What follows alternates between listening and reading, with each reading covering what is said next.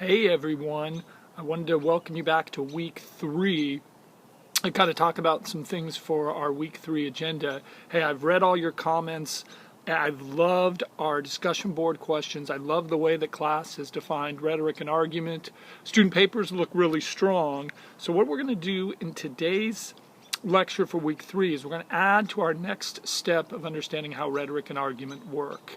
Now, I know that a lot of our class likes to define the term rhetoric as the ability to persuade, but as of week 3, I'm going to maintain my definition of rhetoric, and I'm going to maintain that rhetoric is words that are used to manipulate, to deceive, and to con people. So even though the majority of our class still likes to use the term persuade, we're going to put that to the test in the next couple of weeks. But what I wanted to do in week 3 was to add to our understanding of rhetoric and argument, because there's something that rhetoric and argument always uses. And so I want you to kind of introduce you to these 3 terms. Some students may be familiar with these terms. Some students may have never heard these terms before. Either which way, it doesn't make much of a difference. But rhetoric and argument use 3 things, and those 3 things are logos, pathos, and ethos. So if I were in a ground class, what I would do is I would have students write down each one of these terms and then define what they think they mean. So logos is always the great one, because notice logos, it sounds like, and it is logic, right? So sometimes in a ground class, students will write down logos, they think it's facts or statistics, which I love because those are key elements of logic. But in the end, logos stands for logic. And that's the one that would probably make the most sense if you want to accept class's overall definition of rhetoric as the ability to persuade, because if I'm going to persuade someone, I'm probably going to want to make some sort of logical appeals. The second definition, the second thing that rhetoric and argument uses is pathos.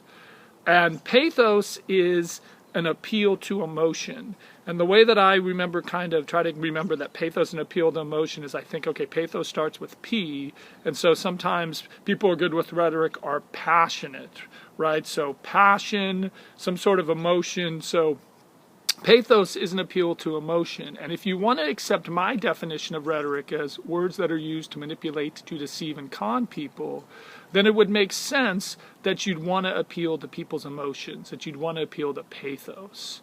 The last thing that rhetoric and argument uses is ethos. Now, even though ethos sounds with an E, it is not emotion. Ethos can be defined as 2 things. It can be defined as ethics and morals, or it can be defined as character and authority. I will not define ethos as ethics because later in the term we're going to look at something called stasis theory, which deals with the moral and ethical part of an argument. So ethos is an appeal to character or authority. And that's the one that sometimes confuses students the most, right? What do you mean by character or authority? So the example that I use with students sometimes help them understand is I said, look, I'll give you an option. You can have the rest of our class taught by me, or you can have the class taught by a PhD professor from Harvard who teaches a class on rhetoric and argument. And what surprises me is that most students generally pick me over the professor at Harvard, because I always think a professor at Harvard has the strongest ethos, right? A professor at Harvard has a PhD. He's teaching at one of the greatest universities in the country. So, that's someone who has strong character and authority. He should be an expert in the field. But students point out to me that they think someone who teaches at Harvard, his ethos would be he'd be really hard, or he'd be arrogant, or he'd be confusing. So ethos is an appeal to character or authority. So rhetoric and argument uses 3 things. It uses logos, an appeal to logic, pathos with the P for passion, emotion, and ethos, character, and authority.